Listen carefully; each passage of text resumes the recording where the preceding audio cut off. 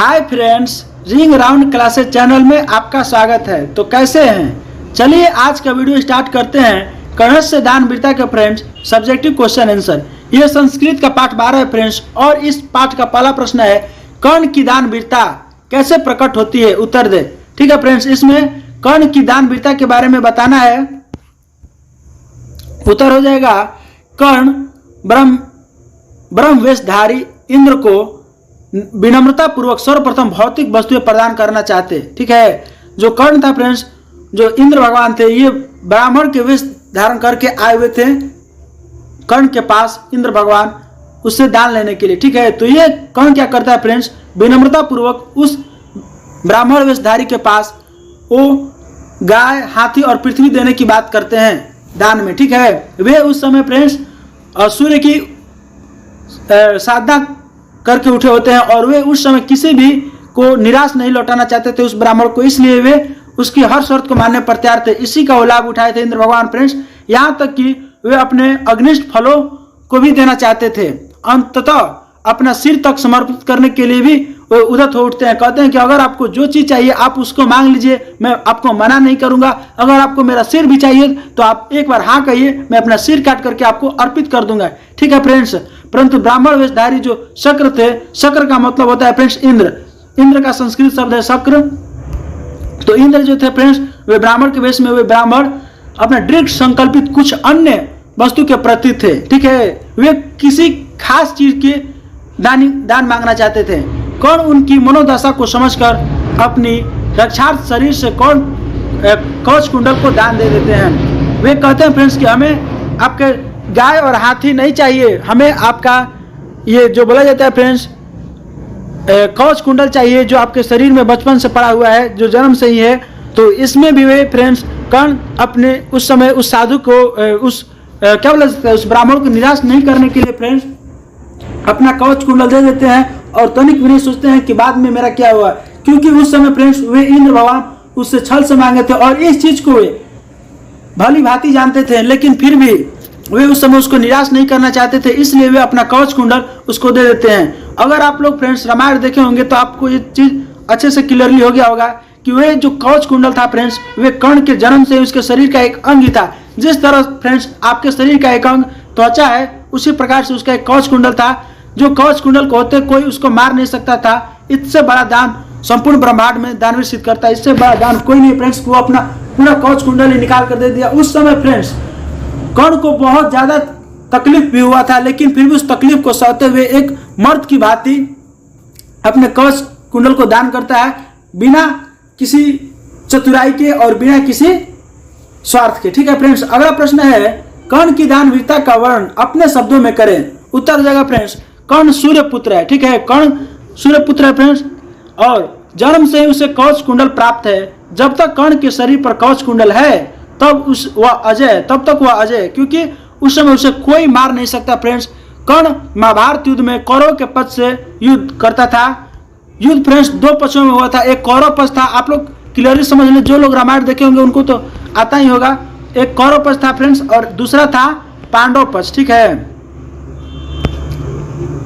और पांडव में 5 पांडव थे फ्रेंड्स, जिनकी मां का नाम था कुंती। ठीक है, आप लोग इस चीज को क्लियरली समझिएगा। कुंती के फ्रेंड्स 5 पुत्र थे जो पांडव के नाम से जाने जाते हैं, अर्जुन, भीम, नकुल, सहदेव और युधिष्ठिर। ठीक है, और एक कुंती का छठा पुत्र था फ्रेंड्स जिसका नाम था कर्ण, और यह कर्ण जो था फ्रेंड्स ये कौरव के पक्ष लड़ रहा था।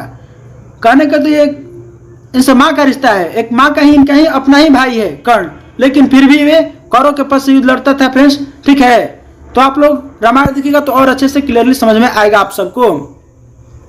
अर्जुन जो था फ्रेंड्स इंद्र पुत्र था, इसलिए अर्जुन क्या किए, इंद्र क्या किए फ्रेंड्स, अपने पुत्र हेतु छल पूर्वक कर्ण से कवच कुंडल मांगने जाते हैं, और दानवीर कर्ण सूर्य उपासना के समय याचक को निराश नहीं लौटाना चाहता है। इसका लाभ उठाकर इंद्र भगवान दान में कवच कुंडल मांग लेते हैं। सब कुछ जानते हुए भी इंद्र का कर्ण अपना कवच कुंडल दे देता है। इंद्र को अपना कर्ण फ्रेंड्स कवच कुंडल दान में दे देता है। अगला प्रश्न है कर्ण से दान वीरता पाठ की 5 वाक्यों में परिचय दें। उत्तर हो जाएगा फ्रेंड्स कि यह पाठ संस्कृत के प्रथम नाटककार भास द्वारा रचित कर्णभार नामक एकांकी से लिया गया है। ठीक है, ये कर्ण से दानवीरता जो है फ्रेंड्स, अर्थात कर्ण की दानवीरता जो है, ये जो कथा है ये कर्णभार से लिया गया है। ऑब्जेक्टिव प्रश्न में आता है फ्रेंड्स, आप लोग इसको अच्छे से याद कर लीजिएगा। इसमें महाभारत के प्रसिद्ध पात्र कर्ण की दानवीरता दिखाई गई है। इंद्र कर्ण से छल पूर्वक अपने रक्षक कवच कुंडल को मांग लेते हैं और कर्ण उन्हें दे देता है। कर्ण बिहार के अंग राज्य के शासक था। ठीक है फ्रेंड्स, कर्ण भी एक राजा था फ्रेंड्स, अंग राज्य का। ठीक है, और वो अंग राज्य बिहार के मुंगेर और भागलपुर में पड़ता है फ्रेंड्स। इसमें यही संदेश है फ्रेंड्स कि दान करते हुए मांगने वाले की पृष्ठभूमि जान लेनी चाहिए, उसकी मंशा जान लेनी चाहिए फ्रेंड्स, को आपसे वो दान क्यों ले रहा है। ठीक है, उससे आपको क्या हानि हो सकता है, बिना विचार करे आप उसको अगर दान दे देते हैं तो बाद में उसकी मृत्यु हो गया फ्रेंड्स, क्योंकि अगर उसके पास कवच कुंडल होता तो शायद वो अमर था, लेकिन दान करते ही कुछ ही पल में फ्रेंड्स उसकी मृत्यु हो गई, अन्यथा परोपकार विनाशक भी हो सकता है। इसलिए फ्रेंड्स आप परोपकार सोच समझ करके ही कीजिए। ठीक है, जगह पर जरूरत पड़े तो आप बेवकूफ बन जाइए, ज्यादा चालाक बनने की कोशिश कीजिएगा तो आपका ही घाटा है, उसका फायदा कोई दूसरा लेगा और आप बहुत निराश होकर के भी आप कुछ नहीं कर सकते। अगर आप नहीं चाहिएगा तो उससे आपका विरोध होगा और व्यवहार खराब होगा। इससे पहले ही आप उससे कह दीजिए फ्रेंड्स कि मुझे ये सब की जानकारी नहीं है, जिससे आपका व्यवहार भी अच्छा रहेगा और आपको कुछ नहीं होगा। कुछ समय के लिए आप भले ही बेवकूफ सिद्ध हो जाइए, लेकिन आप हमेशा चैन से रहिएगा। अगला प्रश्न है फ्रेंड्स, कर्ण कौन था, उसकी क्या विशेषता थी। कर्ण की क्या विशेषता थी फ्रेंड्स, तो कर्ण कुंती का पुत्र था। ठीक है फ्रेंड्स, और कुंती के 5 और भी पुत्र थे फ्रेंड्स, जिनमें अर्जुन, भीम, नकुल, सहदेव और युधिष्ठिर शामिल थे। ठीक है, और इसके अलावा इन 5 के अलावा एक और भी लड़का था फ्रेंड्स, जिसका नाम है कर्ण, और इस तरह से कुंती के टोटल 6 लड़के होते हैं। ठीक है फ्रेंड्स, आप लोग को क्लियरली समझ में आ रहा होगा। परंतु महाभारत के युद्ध में उसने कौरव के पक्ष से लड़ाई लड़ी थी। एक और भी यहाँ पर प्रश्न आता है फ्रेंड्स, इधर आता है कौरव पक्ष से युद्ध होता है, ठीक है, और इधर होता है पांडव पक्ष से युद्ध होता है, दो तरफ से युद्ध होता है। और पांडव के 5 लड़के थे, कर्ण, अर्जुन, भीम, नकुल, सहदेव और युधिष्ठिर, और इधर से एक और लड़ता है जो कर्ण था फ्रेंड्स, ये कर्ण के पक्ष लड़ता है, अपने ही माँ के लड़कों के विरोध में लड़ता है फ्रेंड्स, जो इसकी सबसे बड़ी गलती थी। ठीक है, कर्ण की भी इसमें बहुत सारी गलतियां थी फ्रेंड्स, देखिएगा आप। तो जो यहाँ पर वैशाली थी, ठीक है, द्रौपदी जिसको बोला जाता है, द्रौपदी जो अर्जुन की पत्नी थी फ्रेंड्स, अर्थात इसकी माँ की जो पतो थी उसको ये कर्ण वेश्या बोला होता है फ्रेंड्स, जो कितनी बड़ी इसकी गलती थी। इस कारण से इसकी मृत्यु और भी निश्चित हो जाती है। आप लोग महाभारत देखिएगा तो आप लोग की ये सारी चीजें फ्रेंड्स क्लियरली समझ में आएगा। ठीक है, अगला प्रश्न है इसमें, जब तक कवच कुंडल उसके शरीर से अलग नहीं होता तब तक कर्ण की मृत्यु असंभव थी। ठीक है फ्रेंड्स, अगला प्रश्न है, इंद्र ने कर्ण से कौन सी बड़ी भिक्षा मांगी और क्यों। उत्तर हो जाएगा फ्रेंड्स, इंद्र ने कर्ण से बड़ी भिक्षा के रूप में कवच और कुंडल मांगी। अर्जुन की सहायता करने के लिए इंद्र ने कर्ण से छल पूर्वक कवच और कुंडल मांगे थे फ्रेंड्स। आप लोग को ये सारी लाइनें क्लियरली समझ में आ रही होगी, क्योंकि ये लाइनें फ्रेंड्स बहुत सरल भाषा में लिखी गई है। ठीक है, इसमें कुछ खास समझाने लायक नहीं है, तो आप लोग थोड़ा सा ध्यान दीजिएगा तो आप लोग को ये सारी बातें समझ में आएगी फ्रेंड्स। बिना वीडियो को स्किप किए आप लाइव लाइन देखते जाइए, क्योंकि जब तक कवच और कुंडल उसके शरीर में विद्यमान रहता है तब तक कर्ण की मृत्यु नहीं हो सकती थी, और कर्ण की मृत्यु के लिए ही और अर्जुन की क्या बोल सकते हैं जीवन दान के लिए फ्रेंड्स, ठीक है, वो ऐसा करते हैं इंद्र भगवान। चूंकि कर्ण कौरव पक्ष से युद्ध कर रहा था, अर्थात पांडव को युद्ध में जिताने के लिए इंद्र भगवान कर्ण से कवच और कुंडल दान में मांग लेते हैं।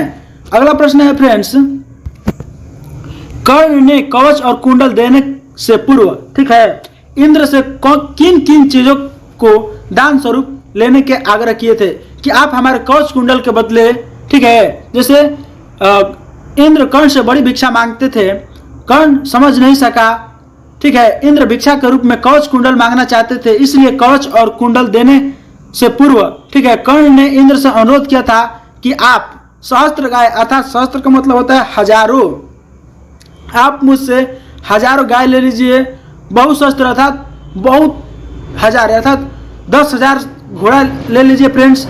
वे इंद्र भगवान से कह रहा था, और वे इंद्र भगवान थे जो फ्रेंड्स वो ब्राह्मण के वेश में थे, अर्थात वो उन्हें पहचान नहीं सका कि वे इंद्र भगवान है और उनसे छल से ये चीजें मांग रहे हैं। वे तो एक ब्राह्मण को त्याग किए थे, ठीक है।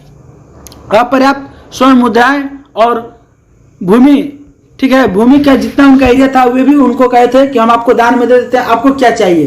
तो वे तो एक खास मकसद से आए थे कर्ण का कवच और कुंडल लेने के लिए, ठीक है फ्रेंड्स। तो उससे पहले ये बातें कर्ण ने उस ब्राह्मण से कहा था।